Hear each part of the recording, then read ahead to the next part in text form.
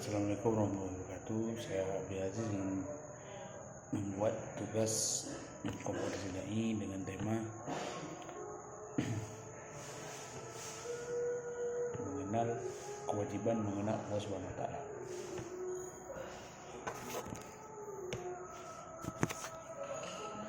Mengenal Allah Subhanahu wa taala kewajiban pertama bagi setiap mukallaf. Hal ini penting agar seorang memahami dasar akidah sebelum menjalankan kewajiban lainnya. Imam Nawawi merupakan seorang ulama besar dengan keahlian dalam berbagai ilmu syar'i, termasuk fikih hadis. Beliau dikenal melalui karya-karyanya yang berpengaruh. Yang pertama adalah kewajiban mengenal Allah Subhanahu wa taala harus diajarkan kepada anak-anak sebelum mereka balik agar mereka siap menjalani kewajiban agama lainnya. Pendidikan akidah sangat penting dalam perkembangan spiritual mereka.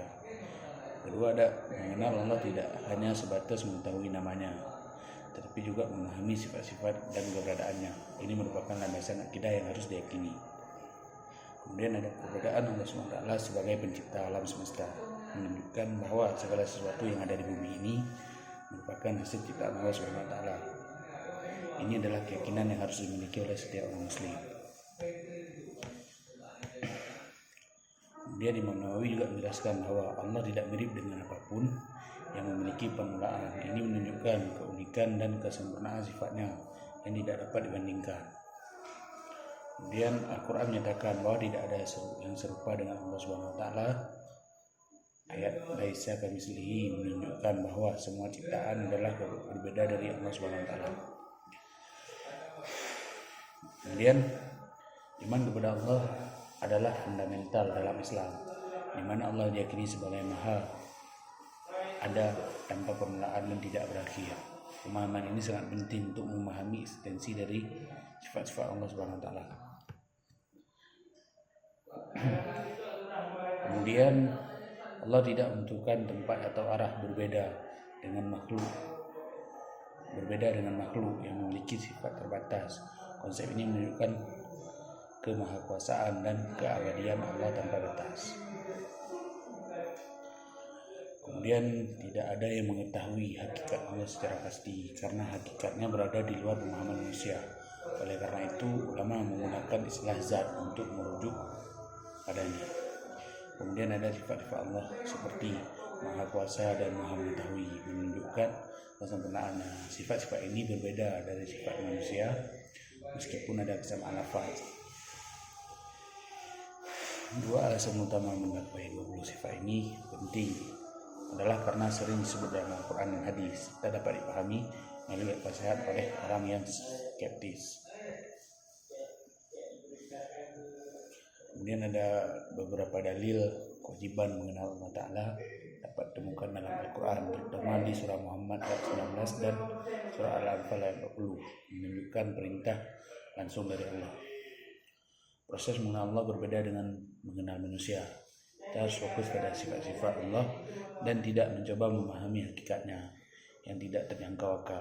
Sebagai seorang awam, kita diwajibkan untuk mengenal minimal 13 sifat Allah. Pengetahuan ini sangat penting agar tidak berdosa dalam menjalani kehidupan sehari-hari. Kemudian Allah tidak memiliki bentuk atau ukuran sehingga tidak dapat dibandingkan dengan makhluk manapun.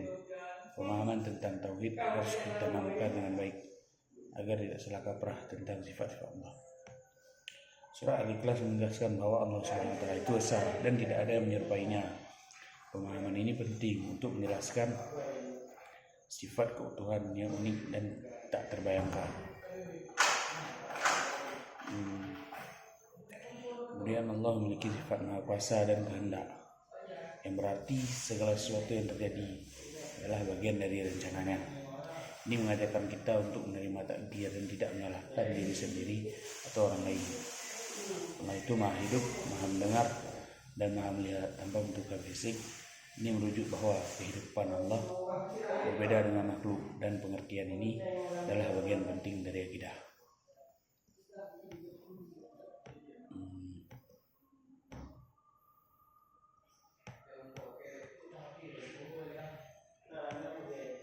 Itu mengenai jadi ada 20 sifat Allah SWT. Yang pertama wujud, artinya ada.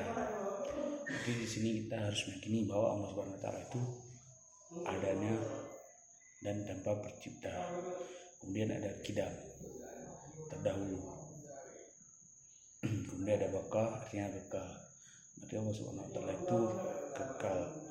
Mukhalafatul lil hawadis, artinya berbeda dengan semua makhluk. Berarti tidak ada zat ataupun tidak ada yang di dunia ini menyerupai Allah SWT. Qiyamuhu binafsi, berdiri sendiri. Berarti Allah SWT ini tidak mempunyai yang sebelumnya ataupun yang sesudah. Allah SWT berdiri sendiri. Wahdaniyah artinya Maha Esa. Kudrah artinya berkuasa. Jadi setiap yang terjadi di dunia ini ataupun di alam semesta ini di bawah kuasanya Allah SWT. Kemudian ada iradah, artinya berkehendak. Setiap yang Allah kehendaki pasti terjadi. Dia ilmu, Maha mengetahui. Setiap yang terjadi di alam semesta ini Allah SWT mengetahui. Kemudian hayat artinya hidup.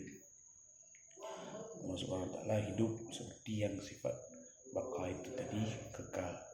Kemudian sama artinya Maha mendengar. Allah SWT Maha mendengar. Basar artinya melihat. Setiap yang kita perlakukan setiap hari itu berarti Allah SWT melihat. Kalam artinya berkata-kata. Berarti Allah SWT berfirman. Mungkin sekian yang dapat saya sampaikan, lebih dan kurang saya mohon maaf.